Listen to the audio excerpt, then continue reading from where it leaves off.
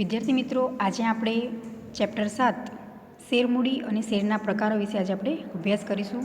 એમાં આપણે જોઈશું કે સૌપ્રથમ શેરનો અર્થ શું, તેમજ એની વ્યાખ્યા, શેરની લાક્ષણિકતા, શેરમૂડીના જે પ્રકારો છે, અને આગળ છે કે જે શેરના પ્રકારો છે એ આપણે સમજીશું કે ઇક્વિટી શેર શું છે, પ્રેફરન્સ શેર, અને સૌથી મહત્ત્વનું કે ઇક્વિટી શેર અને પ્રેફરન્સ શેર વચ્ચેનો તફાવત, અને ત્યાર પછી કે શેર પ્રમાણપત્ર અને શેરનું ડિમટીરિયલાઇઝેશન, તેમજ શેર બહાર પાડવાની જે વિવિધ રીતો, કેવી રીતે આપણે શેર બહાર પાડી શકીએ છીએ, અને ત્યાર પછી છે કે બોનસ શેર, અને સૌથી છેલ્લે કે જે હકના શેર.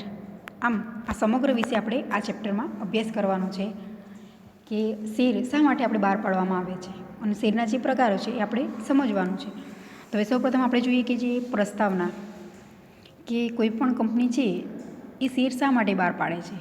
તો આપણે જાણીએ છીએ કે શેર બહાર પાડવાનું સૌથી મહત્ત્વનું હેતુ શું, તો કંપની છે એ નાણું એકત્ર કરે છે કે શેરની જે દાર્શનિક કિંમતે જે શેર બહાર પાડ્યા હોય અને જે પ્રજાને ખરીદી કરે છે, અને પ્રજા ખરીદી કરી અને પોતે શું કરે છે, એ શેરમાં એ નાણાંનું રોકાણ કરે છે. આમ અલગ અલગ વ્યક્તિઓ એ પોતે શેર ખરીદી કરે, અને જે તે વ્યક્તિ ખરીદી કરે છે એ ચોક્કસ એ કંપનીમાં એ પોતે શું કરે છે, શેર પર રોકાણ કરે છે. તો આમ ટૂંકમાં કહ્યું તો આપણે કહી શકીએ કે મૂડી એકત્ર કરવા માટે, એટલે કે ભંડોળ આપણી પાસે ઓછું હોય કંપનીને, અને એ પોતે શું કરે છે, શેર બહાર પાડીને ભંડોળમાં એ વધારો કરે છે. એટલે કે ટૂંકા ગાળાની, મધ્ય ગાળાની અને લાંબા ગાળાની કેટલીક મૂડી જોઈએ છે અને એનો અંદાજ નક્કી કરે છે.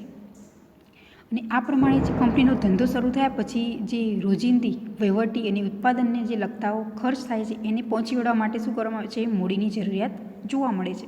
અને આ જરૂરિયાતને માટે આપણે શું કરીએ છીએ, કંપનીએ પોતે શેરે બહાર પાડે છે, અને શેર બહાર પાડી અને મૂડી એકત્ર કરે છે કંપની. તો આમ શેરે બહાર પાડવામાં છે. હવે આપણે જોઈએ કે શેર એટલે શું, આપણે કોને શેર કહી શકીએ. તો સામાન્ય રીતે કેવું હોય તો કંપનીના માલિકની મૂડીનું પ્રમાણ એ મોટું હોય છે. કોઈપણ કંપની છે એ કેટલી મૂડી એકત્ર કરવી એ પોતે સૌપ્રથમ નક્કી કરે છે. દાખલા તરીકે એવું હોય કે કોઈ કંપની જરૂરિયાત છે કે 5 લાખની, 10 લાખની, તેવું સૌપ્રથમ નક્કી કરે. હવે એ મૂડી છે કોઈક વ્યક્તિ જ ભરશે, ના, એવું ના બની શકે. એને શું કરવામાં આવે, નાના નાના ભાગમાં વિભાજિત કરવામાં આવે છે. એને આપણે કહી શકીએ કે શેર.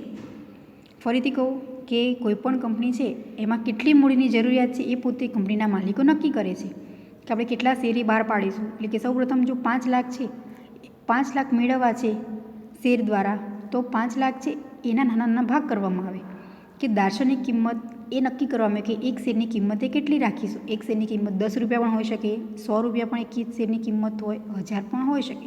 આમ શેર મૂડી છે એટલે કે શેર છે એ નાના નાના ભાગમાં વિભાજિત કરવામાં આવે છે, કે નાના નાના ભાગમાં વિભાજિત કરવામાં આવે છે, અને આ પ્રત્યેક ભાગ એટલે શેર.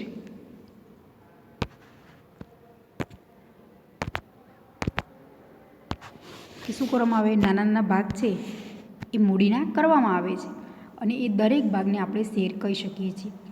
એટલે કે શેર એટલે કે શેર હોલ્ડરોનું કંપનીમાં રહેલું નાણાંમાં વ્યક્ત થઈ શકે તેવું હિત. શેર એટલે શું, તો શેર હોલ્ડરો એટલે કે જે વ્યક્તિ શેર ખરીદે છે એને આપણે કહી શકીએ શેર હોલ્ડર. શેર હોલ્ડર કોને કહી શકીએ, તો જે વ્યક્તિ કંપનીમાં એ પોતે શેરનું ખરીદી કરે છે એ વ્યક્તિએ પોતે શેર હોલ્ડર છે કંપની માટે. અને કંપનીમાં એનું જે નાણાંમાં રહેલું જે હિત, કેટલું હિત છે, જે વ્યક્તિએ શેર ખરીદ્યા હોય, કોઈએ અલગ અલગ રીતે કંપનીમાં એ શેરની ખરીદી કરી હોય, કોઈ વ્યક્તિ છે એને 1000, 5000 એવા શેર પોતે શું કરે, ખરીદી કરી શકે. જેવી જેની ક્ષમતા એ પ્રમાણે અલગ અલગ કંપનીમાં પોતે રોકાણ કરે છે. એટલે કે નાણાંમાં વ્યક્ત કરી શકાય તેવું હિત અથવા જવાબદારી એટલે કે શેર. કંપની પોતાની મૂડી એકઠી કરવા કાયદાની જોગવાઈ મુજબ વિજ્ઞાપનપત્ર બહાર પાડીને જાહેર જનતાને શેર ખરીદવા માટે આમંત્રણ આપે છે, અને જે વ્યક્તિ શેર ધારણ કરે છે તેને કંપનીનો શેર હોલ્ડર કહેવાય. જેમ મેં હાલ સમજાવ્યું તમને કે શેર હોલ્ડર એટલે શું, તો જે વ્યક્તિ કંપનીમાં એ શેર ખરીદી કરે છે, પોતે શેર જે તે વ્યક્તિ અલગ અલગ ખરીદી કરે તો એ કંપની માટે શું થશે, શેર હોલ્ડર તરીકે આપણે ઓળખીએ છીએ એને.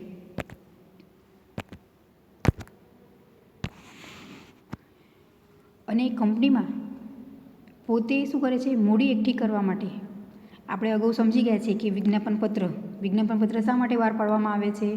તો જે જાહેર જનતા છે એને ખબર પડે કે કંપનીમાં છે એ કેટલા શેર છે, એ રજૂ કર્યા છે અને શેરની શું દાર્શનિક કિંમત છે, આ બધી જ વિગતો વિજ્ઞાપનપત્ર દ્વારા શું કરવામાં આવે છે? જાણ કરવામાં આવે છે. તે જાહેર જનતાને એટલે કે જે વ્યક્તિને શેરની ખરીદી કરવી છે એ વિજ્ઞાપનપત્રની મદદથી સરળતાથી પોતે શેર ખરીદી શકે છે.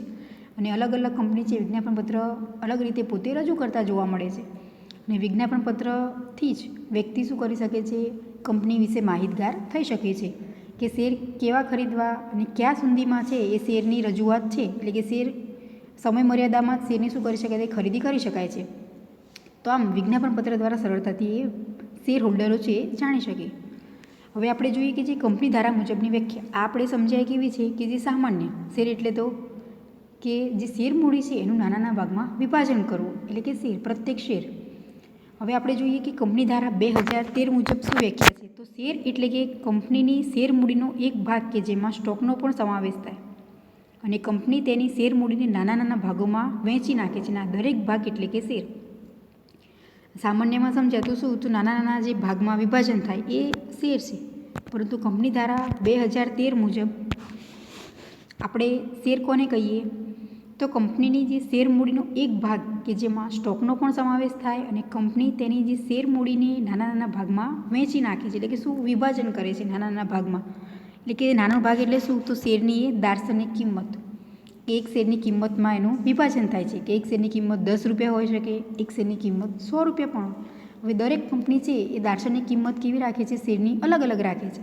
તો આમ શેરનું છે એ શેર મૂડીનું નાના નાના ભાગમાં હિસ્સો કરવામાં આવે છે, વહેંચણી કરવામાં આવે છે. તો એને આપણે કહી શકીએ કે જે શેર. હવે આપણે જોઈએ કે જે શેરની જે લાક્ષણિકતા છે, આપણે શેરનો અર્થ સમજ્યા. હવે શેરની જે લાક્ષણિકતા કે આપણે કોને કહી શકીએ? તો સૌપ્રથમ છે કે જે 5 મુદ્દા છે શેરના જે લક્ષણો છે કે શેર મૂડીનો જે હિસ્સો, શેર એટલે આપણે સૌપ્રથમ અર્થમાં સમજી ગયા કે નાના નાના ભાગમાં વિભાજન કરવામાં આવે છે. એટલે કે શેર એક કંપનીની શેર મૂડીનો હિસ્સો છે કે જે નાના નાના એક સરખા હિસ્સામાં વિભાજિત થયેલો હોય છે. જેટલી શેર મૂડી હોય એને શું કરવામાં આવે છે? વહેંચણી કરવામાં આવે છે. અને એ જે તે શેર હોલ્ડરો છે એ પોતે ખરીદી કરી શકે એના માટે નાના નાના ભાગમાં વિભાજન કરવામાં આવે છે. કે જો મોટી શેર મૂડી રાખવામાં આવે તો કોઈક વ્યક્તિ જ ખરીદી કરી શકે અને એટલી વ્યક્તિમાં એક ક્ષમતા ના હોય કે કોઈક વ્યક્તિ એટલા બધા શેરની ખરીદી કરે. દાખલા તરીકે 5 લાખ 10 લાખ છે તો કોઈક પર્સન એ ખરીદી ના કરી શકે. પણ જો નાના નાના ભાગમાં વહેંચવામાં આવે છે તો એ પોતે શું કરી શકે? એમાં રોકાણ કરી શકે કે 10,000 50,000 એમ એટલું કંપનીમાં એ પોતે રોકાણ કરવાની ક્ષમતા ધરાવે છે. એટલે કે એના માટે જ આપણે શું કરીએ છીએ? શેરમાં એની જે વિભાજન કરવામાં આવે છે નાના નાના હિસ્સામાં. બીજું છે કે કંપનીમાં રહેલું હિત, કે શેર એ શેરહોલ્ડરનું કંપનીમાં નાણાકીય હિત વ્યક્ત કરે છે. અહીં શું સમજાવે છે? કે શેર આપણે ખરીદી કરીએ છીએ તો જે તે વ્યક્તિ છે, વ્યક્તિ એટલે કે શેર હોલ્ડર, જે વ્યક્તિ કંપનીમાં શેર ખરીદી કરે છે એને આપણે શેર હોલ્ડર કહીએ છીએ. હવે કોઈ વ્યક્તિ છે કે જેને કંપનીમાં એ રોકાણ કર્યું છે, 10,000ના શેરની ખરીદી કરી છે, તો એ કંપનીમાં એનું નાણાકીય હિત વ્યક્ત થઈ શકે છે કે એક્સ નામના વ્યક્તિએ કંપનીમાં એ 10,000 છે એ રોકાણ કર્યા છે. તો આમ આપણે ચોક્કસ નાણાકીય હિત કહી શકીએ છીએ કંપનીમાં એ. આગળ ત્રીજું છે કે જે જંગમ મિલકત, શેર એ જંગમ મિલકત છે કે જેની લે વેચ થઈ શકે છે તેમજ ભેટ કે દાનમાં આપી શકાય છે. શેર એ કેવી મિલકત છે? શોર્ટ ક્વેશ્ચનમાં પૂછાય તો શેર એ જંગમ મિલકત છે કે જેની સરળતાથી શું કરી શકીએ છીએ? આપણે કરી શકીએ. આપણે કે જો શેરનું વેચાણ કરવું હોય તો આપણે વેચાણ પણ કરી શકીએ છીએ. આપણે કોઈ કંપનીના શેરની ખરીદી કરી હોય પછી જો એ 2 કે 5 વર્ષમાં એના ભાવમાં ખૂબ વધારો થાય તો આપણે શું કરીએ? એ શેરને છે એ વેચાણ કરી દઈએ છીએ. શા માટે? કે આપણને એટલો પ્રોફિટ થાય, નફો થાય કે આપણે શેરની કિંમત છે, જો આપણે એક શેર એ 100 રૂપિયામાં ખરીદી કરી હોય અને પછી એ શેરની ભાવ દાર્શનિક કિંમત છે 100ની જગ્યાએ જો 200 રૂપિયા જોવા મળે છે અથવા તો 250 થાય છે તો આપણે એ શેરની શું કરીશું? વેચાણ કરી દઈશું. શાના માટે? કે આપણને એક શેરની કિંમત જો 100 છે એની જગ્યાએ જો 200 રૂપિયા જોવા મળે છે તો આપણને પ્રોફિટ થાય છે, નફો થાય. એટલે આપણે શેરનું શું કરીએ? વેચાણ કરીએ છીએ અને વેચાણ દ્વારા આપણને આવક એ પ્રાપ્ત થાય છે, આપણને નફો થાય છે. હવે એ જ રીતે આપણે કોઈને ભેટ કે દાનમાં પણ શેર આપી શકીએ છીએ. કે શેર એ જંગમ મિલકત છે. આગળનો મુદ્દો છે કે જે મુક્ત ફેરબદલી, શેર એવી વસ્તુ છે કે જેની સરળતાથી આપણે ફેરબદલી થઈ શકે છે, એટલે કે જે શેરનું મહત્ત્વનું આપણે લક્ષણ કહી શકીએ કે સરળતાથી આપણે શું કરી શકીએ, કોઈ વ્યક્તિને આપી પણ શકીએ છીએ. આપણે જો શેરનો ભાવ વધે છે તો આપણે શેર શું કરીશું, એ શેરનું વેચાણ કરી શકીશું.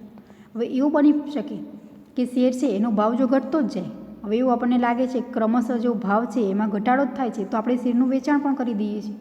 એટલે કે અતિશય નુકસાન ના થાય એના બદલે આપણે શેર છે જે તે કિંમત આપણને મળ્યા છે, જો એટલી જ કિંમત હોય અથવા એનાથી પણ થોડી ઘટાડો મળે છે તો પણ આપણે શેર છે એ વેચાણ કરી દઈએ છીએ. એટલે કે શેરની ફેરબદલી કેવી છે, સરળ છે, મુક્ત રીતે ફેરબદલી થઈ શકે છે.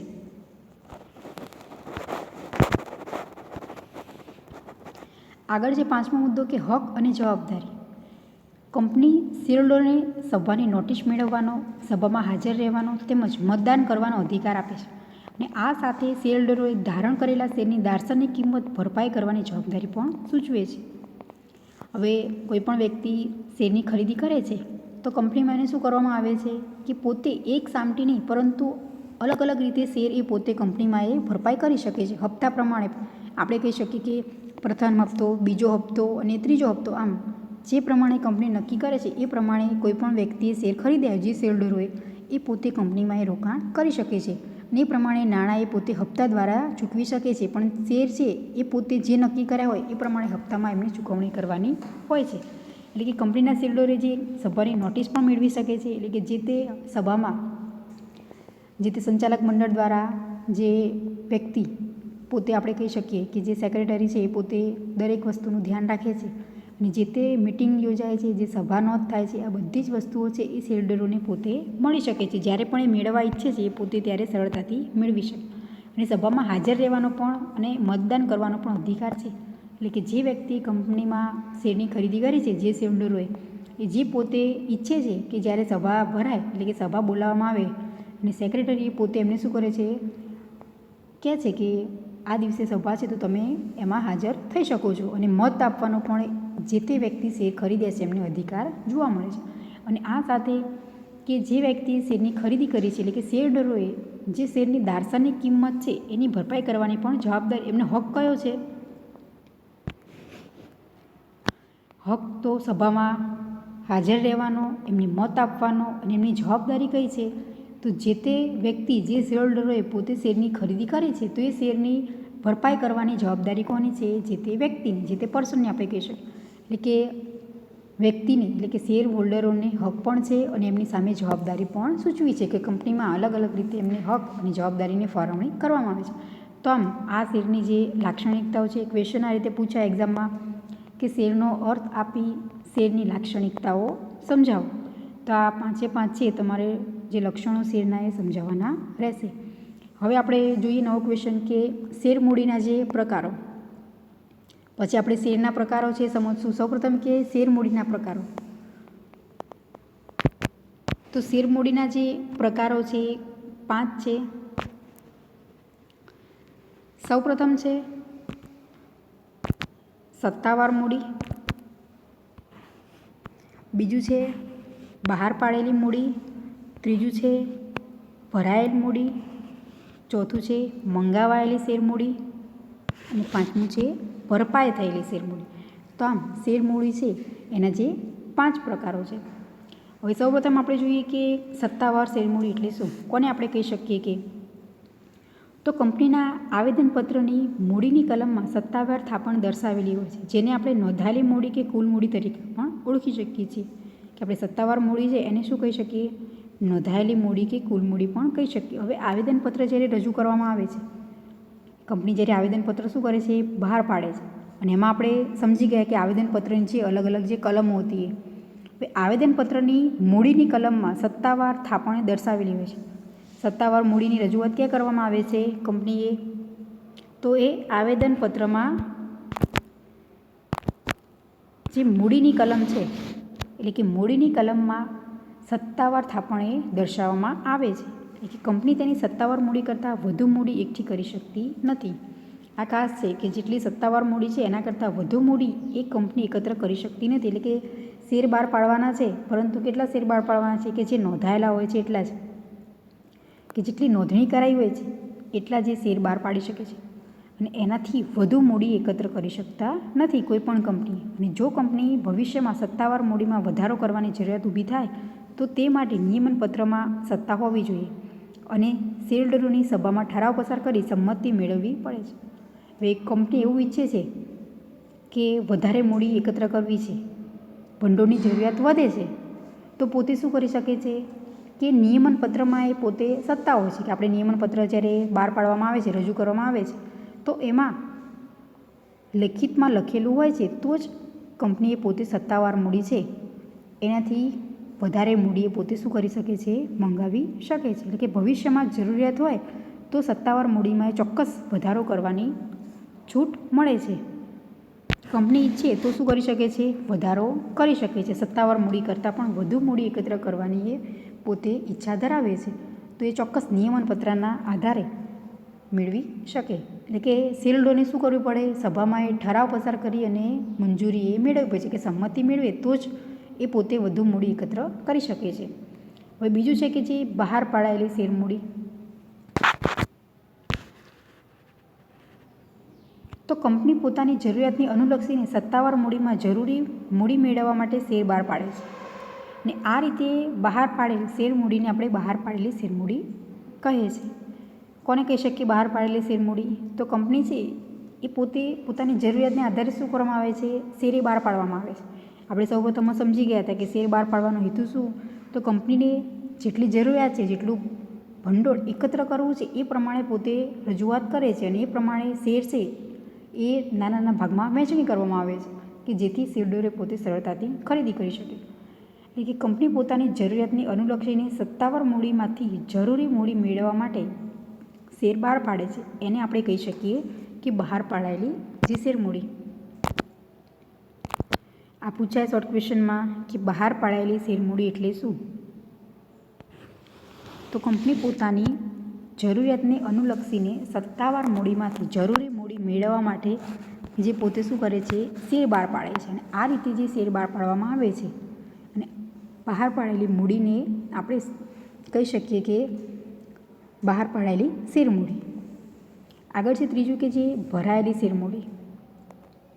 એટલે કે કંપની બહાર પાડેલ શેરમાંથી જેટલા શેર માટે અરજી મળે છે અને તે રકમને ભરાયેલી શેરમૂડી કહે છે.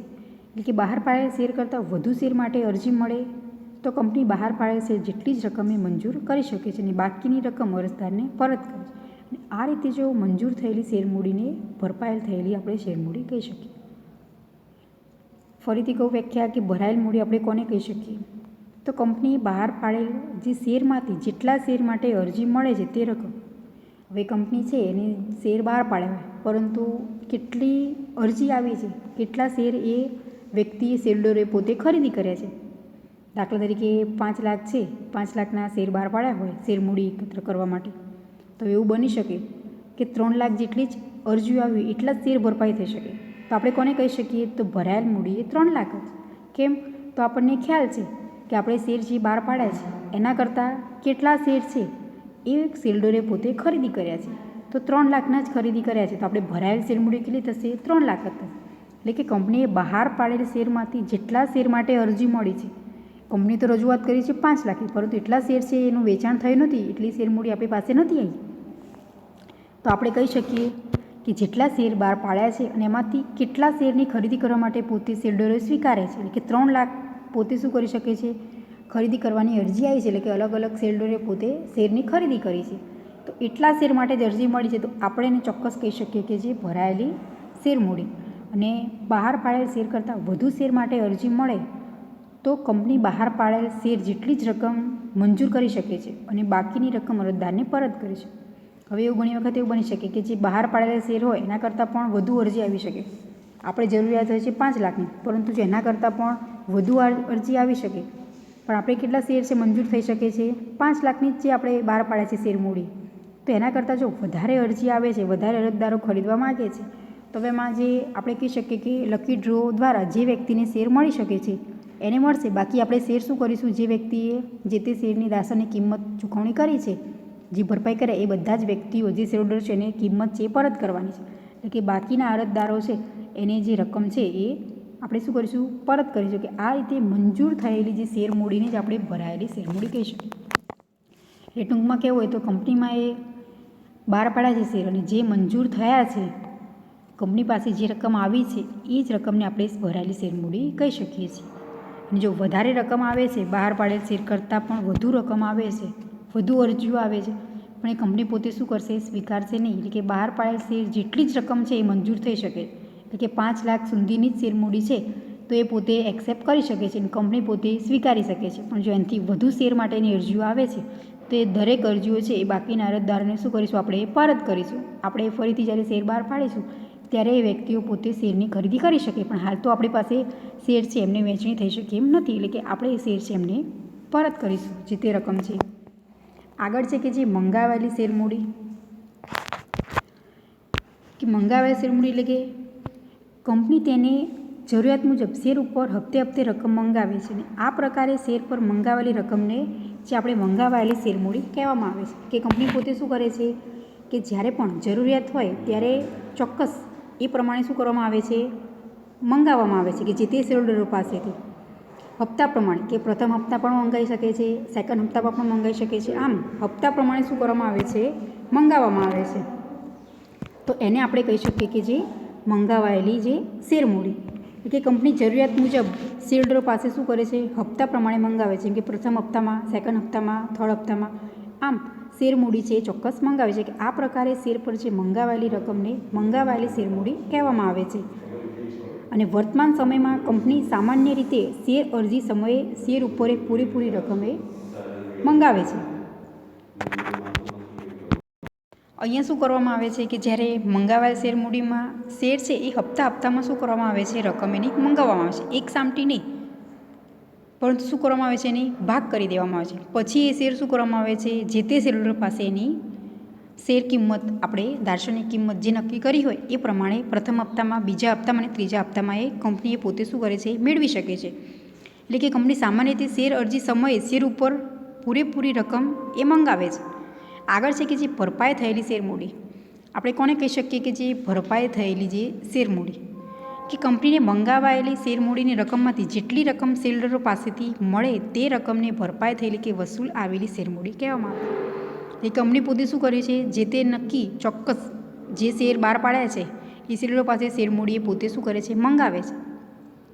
અને જે મંગાવાયેલી જે શેર રકમો છે શેર મૂડીની, એટલી રકમથી શેરહોલ્ડરો પાસેથી મળે અને તે રકમને ભરપાઈ થયેલી કે વસૂલ થયેલી શેર મૂડી કહેવામાં આવે છે. આપણે જેટલી મંગાવી છે, દાખલા તરીકે પ્રથમ હપ્તો છે તો પ્રથમ હપ્તામાં દરેક શેરહોલ્ડરો પાસેથી આપણે શું કર્યું છે, ચોક્કસ રીતે એ રકમે મંગાવી છે શેર ઉપરની. તો હવે પ્રથમ હપ્તાના રકમ જે તે શેરહોલ્ડરો પાસેથી આપણને મળી જાય તો આપણે એ કહી શકીએ કે ભરપાઈ થયેલી જે શેર મૂડી, કે આપણે મંગાવી છે એટલી જ. પછી રીતે બીજા હપ્તામાં જે તે રકમ મંગાવી શેરહોલ્ડરો પાસેથી તો એ રકમ આવી જાય આપણી પાસે શેરની, તો આપણે એને કહી શકીએ કે ભરપાઈ થયેલી શેર મૂડી. એટલે કે ભરાયેલી શેર મૂડી અને ભરપાઈ થયેલી શેર મૂડીમાં શું છે, બંનેમાં જે તફાવત છે.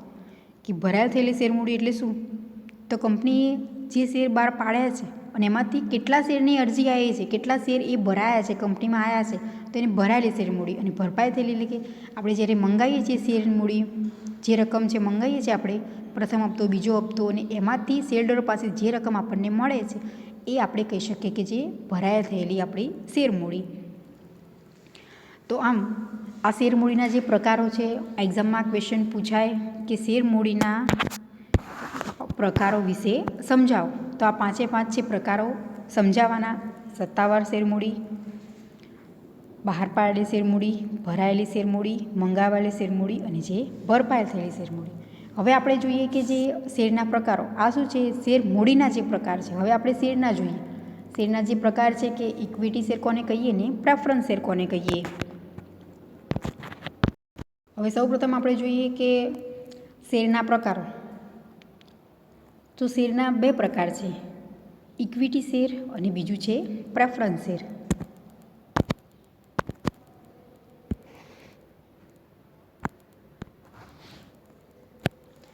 હવે ઇક્વિટી શેર છે એને આપણે 3 ભાગમાં વિભાજન કરી શકીએ કે સામાન્ય ઇક્વિટી શેર, અન્ય ઇક્વિટી શેર અને સ્વેટ ઇક્વિટી શેર કોને આપણે કહી શકીએ. આપણે એમ તો જાણીએ છીએ કે ઇક્વિટી શેર એટલે શું અને પ્રેફરન્સ શેર એ શું છે, અને એના પણ જે ભાગ છે અને પ્રેફરન્સ શેર છે એને 2 ભાગમાં વિભાજન કરવામાં આવે છે કે 20 વર્ષ પહેલાં પરત કરી શકાય એવા પ્રેફરન્સ શેર અને 20 વર્ષ પછી પરત કરી શકાય એવા પ્રેફરન્સ શેર. હવે સૌપ્રથમ આપણે સમજીશું કે જે ઇક્વિટી શેર આપણે કોને કહીએ. ઇક્વિટી શેરના જે 3 છે પ્રકાર એ આપણે સમજીશું. શોર્ટ ક્વેશ્ચનમાં પૂછાય કે શેરના પ્રકાર કેટલા છે અને કયા કયા. તો શેરના 2 પ્રકાર છે, ઇક્વિટી શેર અને પ્રેફરન્સ શેર. સૌપ્રથમ છે કે જે ઇક્વિટી શેર એટલે શું? સામાન્ય ઇક્વિટી શેર આપણે કોને કહી શકીએ? તો સૌપ્રથમ કે જ્યારે શેર પર ડિવિડન્ડ મેળવવાનો અને મૂડી પરત મેળવવાનો એ સૌપ્રથમ હક એ પ્રેફરન્સ શેરને છે. પ્રેફરન્સ શેર પછી જે હક મળે છે એ કોને મળે છે? તો સામાન્ય ઇક્વિટી શેરને. ઇક્વિટી શેર એ કેવા છે? કંપનીના એ આપણે કહી શકીએ કે જે માલિક છે, સાચા માલિક કોને કહી શકીએ? તો ઇક્વિટી શેરને. પરંતુ સૌપ્રથમ હક કોને છે ડિવિડન્ડ મેળવવાનો? તો પ્રેફરન્સ શેરને. અને પ્રેફરન્સ શેર પછી જેને હક મળે છે એ કોણ છે? તો ઇક્વિટી શેર હોલ્ડરો. હવે સામાન્ય ઇક્વિટી શેર એટલે શું એનો અર્થ સમજીએ. તો જે શેર પર ડિવિડન્ડ મેળવવા તથા મૂડી પરત મેળવવા અંગે પ્રેફરન્સ શેર હોલ્ડર પછી હક મળતો હોય તેવા શેરને સામાન્ય ઇક્વિટી શેર કહેવામાં આવે છે. ફરીથી વ્યાખ્યા બોલું છું કે સામાન્ય ઇક્વિટી શેર એટલે શું? તો જે શેર પર ડિવિડન્ડ મેળવવા તથા મૂડી પરત મેળવવા અંગે પ્રેફરન્સ શેર હોલ્ડર પછી હક મળતો હોય એવા શેરને સામાન્ય ઇક્વિટી શેર કહેવામાં આવે. એટલે કે સૌપ્રથમ હક કોને મળે છે ડિવિડન્ડ મેળવવાનો? તો પ્રેફરન્સ હોલ્ડરોને. પ્રેફરન્સ હોલ્ડરો પછી જે હક મળે છે એ સામાન્ય ઇક્વિટી શેર હોલ્ડર છે. હવે આપણે ઇક્વિટી શેર છે એની લાક્ષણિકતાઓ જોઈએ કે ઇક્વિટી શેર છે એના કયા લક્ષણો ધરાવે છે. તો ક્વેશ્ચન આ રીતે એક્ઝામમાં પૂછાય કે ઇક્વિટી શેરનો અર્થ આપી એના લક્ષણો સમજાવો. તો ઇક્વિટી શેર છે એના કુલ જે 9 લક્ષણો છે. સૌપ્રથમ છે કે કંપનીના સાચા માલિકો છે, બીજું છે મતાધિકાર, ત્રીજું છે ડિવિડન્ડ, ચોથું છે નફા સાથે સંબંધ, પાંચમું છે સામાન્ય સભા, છઠ્ઠું છે મૂડી પરત મેળવવાનો, સાતમું છે વિસર્જન, આઠમું છે લાભ અને વળતર અને નવમું છે શેરની નોંધણી. હવે સૌપ્રથમ છે આપણે સમજીશું કે સાચા માલિકો આપણે કેવી રીતે કહી શકીએ. શેરહોલ્ડરો છે પોતે શું કરી શકે છે? ઇક્વિટી શેર છે કંપનીમાં પોતે રોકાણ કરે છે જે તે વ્યક્તિઓ. તો એ કેવી રીતે આપણે સાચા માલિક કહી શકીએ? તો આ પ્રકારના જે શેરહોલ્ડરો કંપનીના સાચા માલિક કે વફાદાર સાથી કહેવામાં આવે છે, કારણ કે તેઓ પ્રેફરન્સ શેર કરતાં વધુ જોખમ ઉઠાવે છે. કેમ? તો જે તે શેરહોલ્ડરો પોતે છે એ ડિવિડન્ડ પણ ક્યારે મેળવશે? જ્યારે કંપનીને નફો થાય ત્યારે જ. જે વર્ષે નફો થાય એ વર્ષે જે પોતે ડિવિડન્ડ મેળવવાનો હકદાર. જો કદાચ નફો ના થાય તો એ શેરહોલ્ડરને ડિવિડન્ડ ના પણ મળી શકે. એટલે કે પોતે શું કરી શકે છે? કંપનીમાં એ શેરહોલ્ડરો છે પ્રેફરન્સ શેર કરતાં પણ એ વધુ જોખમ ઉઠાવે છે. અને આ કંપનીના એ સાચા માલિક આપણે કહી શકીએ શેરહોલ્ડરો છે ઇક્વિટી શેરને. કેમ? તો એ પ્રેફરન્સ શેર કરતાં પણ એ વધુ જોખમ ઉઠાવે છે. બીજું છે મતાધિકાર. એટલે કે કંપની સભામાં ઇક્વિટી શેરહોલ્ડરને મત આપવાનો અધિકાર હોય છે. જે વ્યક્તિ છે કંપનીમાં શેરનું રોકાણ કરે છે, શેરની ખરીદી કરે છે, તો હવે એ વ્યક્તિ કંપનીમાં જ્યારે સભા હોય ત્યારે એને મત આપવાનો પણ શું છે? અધિકાર એ જોવા મળે છે. કોને? તો ઇક્વિટી શેર હોલ્ડરોને. આગળ ત્રીજો મુદ્દો છે કે જે ડિવિડન્ડ, કે આ પ્રકારના શેરહોલ્ડરને મળતા ડિવિડન્ડ અને ડિવિડન્ડનો દર અનિશ્ચિત હોય છે. જેમ મેં કીધું એમ જ કે જો કંપનીને પ્રોફિટ થાય છે તો જ એમને શું મળે છે? ડિવિડન્ડ એ મળવા પાત્ર છે. અધરવાઇઝ એ ડિવિડન્ડ એ મેળવી શકતા નથી. એટલે કે એમનો જે ડિવિડન્ડ છે એ અને ડિવિડન્ડનો જે દર એ રેશિયો એ પણ કેવો હોય છે? ફિક્સ, ચોક્કસ ના કહી શકીએ કે જો કંપનીને નફો થાય છે તો જ એ ડિવિડન્ડ મેળવવા માટે હકદાર છે. પણ તો પણ સૌપ્રથમ તો કોને મળે છે? પ્રેફરન્સ. પછી જ ડિવિડન્ડ એ ઇક્વિટી શેરહોલ્ડરોને મળે છે. એટલે કે ડિવિડન્ડ મળે ખરું પણ એનો જે રેશિયો એ કેવો હોય છે? અનિશ્ચિત જોવા મળે છે. આગળ છે ચોથું કે નફા સાથે સંબંધ, કે ઇક્વિટી શેરહોલ્ડરોને મળતું ડિવિડન્ડ એ કંપનીના નફા સાથે સંબંધ ધરાવે છે. એટલે કે નફાની વધઘટ સાથે ડિવિડન્ડના દરમાં પણ વધઘટ જોવા મળે છે. આપણે અગાઉ સમજીએ એમ જ કે ડિવિડન્ડ છે એ કેવું છે? અનિશ્ચિત. એનો જે રેશિયો છે અલગ અલગ જોવા મળે છે. કે નફા સાથે એને જોડાણ જોવા મળે છે. કે ઇક્વિટી શેરહોલ્ડરો છે એને મળતું ડિવિડન્ડ એ ચોક્કસ એ કંપનીના એ નફા સાથે જોડાયેલું જોવા મળે છે. કે જો કંપનીમાં નફો વધે છે તો ડિવિડન્ડ એમને વધારે મળે છે, અને જો કંપનીમાં નફો ઘટે છે તો ડિવિડન્ડ પણ કેવું મળે છે? ઓછું મળે છે. એટલે કે ડિવિડન્ડ છે એ ચોક્કસ નફા સાથે કનેક્શન છે. આપણે એવું કહી શકીએ કે જોડાણ એનું રહેલું છે. ફરીથી કહું કે જો કંપનીનો નફો વધે છે તો જે તે શેરહોલ્ડરો છે એની ડિવિડન્ડ વધારે મળે છે, અને જો કંપનીનો નફો ઘટે છે તો ડિવિડન્ડ શેરહોલ્ડરોને કેવું મળશે? ઓછું મળશે.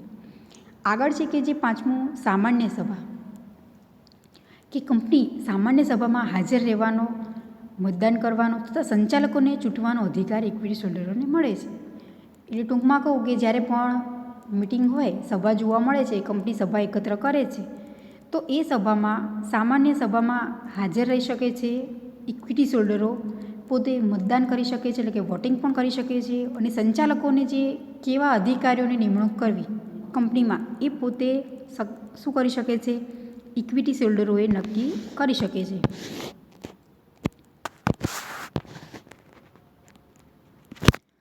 આગળ છે કે છઠ્ઠો મુદ્દો કે મૂડી પરત, કે સામાન્ય રીતે ઇક્વિટી શેર મૂડી કંપનીના અસ્તિત્વ દરમિયાન પરત કરવામાં આવતી નથી.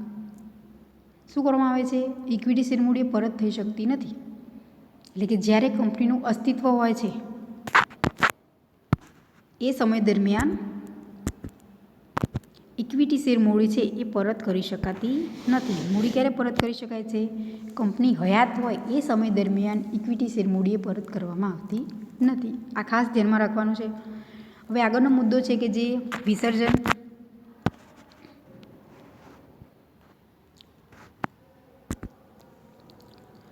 કે કંપનીના વિસર્જન વખતે પ્રેફરન્સ શેરને મૂડી પરત કર્યા બાદ જો રકમ વધે તો ઇક્વિટી શેરહોલ્ડરોને મૂડી પરત કરવામાં આવે છે. એટલે કે કંપનીનું જ્યારે વિસર્જન, એટલે આપણે શું કરી શકીએ? કંપની જ્યારે બંધ કરવામાં આવે છે તો એ સમય દરમિયાન સૌપ્રથમ હક કોને છે? પ્રેફરન્સ શેરને. આપણે સૌપ્રથમ પણ સમજી ગયા હતા કે ડિવિડન્ડ મેળવવાનો હક પણ કોને છે? સૌથી પહેલો તો પ્રેફરન્સ શેરહોલ્ડરને. એવી જ રીતે જ્યારે મૂડી પરત કરવામાં આવે છે તો એ મૂડી પરત કરવા માટે પણ સૌપ્રથમ એ પ્રેફરન્સ શેરહોલ્ડરોને આપણે મૂડી પરત કરવામાં આવે છે. ત્યાર પછી જે ઇક્વિટી શેર છે એને મૂડી પરત કરવામાં આવે છે. એટલે કે જ્યારે કંપનીનું વિસર્જન કરવામાં આવે છે એ સમય દરમિયાન પ્રેફરન્સ શેરહોલ્ડરોની મૂડી પરત કર્યા પછી જો રકમ વધે તો જ ઇક્વિટી શેરહોલ્ડરોની મૂડી પરત કરવામાં આવે છે. એટલે કે સૌપ્રથમ પ્રેફરન્સ શેરહોલ્ડરોને શું કરવામાં આવે છે? મૂડી એ પાછી આપવામાં આવે છે. એ પછી મૂડી વધે છે તો જ ઇક્વિટી શેરહોલ્ડરોની મૂડી એ પરત કરવામાં આવે છે.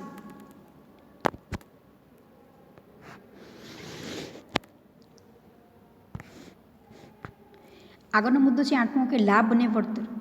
ઇક્વિટી શેરને જે શેરહોલ્ડરો છે ઇક્વિટીના, એને જુદા જુદા પ્રકારના લાભ અને વળતર મળે છે. દાખલા તરીકે હકના શેર, બોનસ શેર અને શેરનો જે બજાર ભાવ વધતા થતો જે લાભ. ઇક્વિટી શેરને શું થાય છે? ચોક્કસ એમને લાભ મળે છે. ભલે ડિવિડન્ડ એ ક્યારે મળે છે? કે નફા સાથે જેમને ડિવિડન્ડ મળે છે. જો નફો વધે તો જ એમનું ડિવિડન્ડ છે એ મળવાપાત્ર છે, એટલે કે ડિવિડન્ડ વધે છે. પરંતુ એમને લાભ અને વળતર એ કંપનીમાં એ આપતા જોવા મળે છે. કે જે તે શેરહોલ્ડરો કંપનીના છે તો એ દરેક વ્યક્તિઓને કે દરેક શેરહોલ્ડરોને એ શું કરવામાં આવે છે? કંપની પોતે આપે છે. જેમ કે હકના શેર, બોનસ શેર, તો આ બધું કંપની દ્વારા આપવામાં આવે છે. આપણે આગળ સૌપ્રથમ હું કહું કે જે વ્યક્તિ પોતે શું કર્યું છે? કંપનીમાં એ શેરની ખરીદી કરી છે તો એમને હકના શેર મળે છે, બોનસ શેર છે. તો આમ ચોક્કસ જે તે શેરહોલ્ડરો છે એને કંપની દ્વારા આ શેરની જો ફાળવણી કરવામાં આવે છે. કે બોનસ શેર એટલે આપણને ખબર છે કે આખા વર્ષ દરમિયાન અમને સામાન્ય પણ ખબર છે કે કોઈ વ્યક્તિ જો આખું વર્ષ કામ કરે છે તો એ વ્યક્તિને શું આપવામાં આવે છે? કંપની તરફથી બોનસ આપવામાં આવે છે. કે જે આપણે કહી શકીએ કે પગાર કે કોઈ ગિફ્ટ. એવી રીતે અહીં જે વ્યક્તિ શેરહોલ્ડર છે એને ચોક્કસ કે સામે વળતર સ્વરૂપે શું આપવામાં આવે છે? બોનસના રીતે શેરની વહેંચણી કરવામાં આવે છે. તો એને આપણે કહી શકીએ કે જે બોનસ. આગળ છે કે શેરની જે નોંધણી, એટલે કે માન્ય શેર બજારમાં આ પ્રકારના શેરની નોંધણી કરવામાં આવેલી હોય છે કે જેથી આ પ્રકારના શેરનું ખરીદ વેચાણ બજાર ભાવે સરળતાથી કરી શકાય. શેરની નોંધણી શું કરેલી હોય છે? ચોક્કસ કરેલી હોય. શા માટે? તો શેરની નોંધણી એટલા માટે કરેલી હોય કે જે માન્ય શેર બજારો છે કે આપણે કહી શકીએ કે જે શેર માર્કેટ, તો શેર માર્કેટમાં સરળતાથી શેરની નોંધણી કરવામાં આવેલી હોય કે જેથી આ પ્રકારનું શેરનું ખરીદ પણ થઈ શકે અને વેચાણ પણ થઈ શકે. સામાન્ય રીતે શું કરવામાં આવે છે? જે આપણે કહીએ શેર માર્કેટ છે તેમાં શેરની ખરીદી પણ થાય અને શેરનું વેચાણ પણ થતું જોવા મળે છે. તો આમ આ સમજીએ આપણે કે ઇક્વિટી શેરનો અર્થ અને એના જે લક્ષણો. આ ક્વેશ્ચન ખૂબ મહત્ત્વનો છે, એક્ઝામમાં પૂછાય કે ઇક્વિટી શેરના લક્ષણો વિશે સમજાવો. હવે આપણે નેક્સ્ટ લેક્ચરમાં સમજીશું કે જે બે ઇક્વિટી શેરના જે છે, અન્ય ઇક્વિટી શેર એટલે શું અને સ્વેટ ઇક્વિટી શેર આપણે કોને શકીએ, અને ત્યાર પછી કે પ્રેફરન્સ શેર શું છે અને પ્રેફરન્સ શેર છે એની જે લાક્ષણિકતાઓ એ વિશે આપણે અભ્યાસ કરીશું.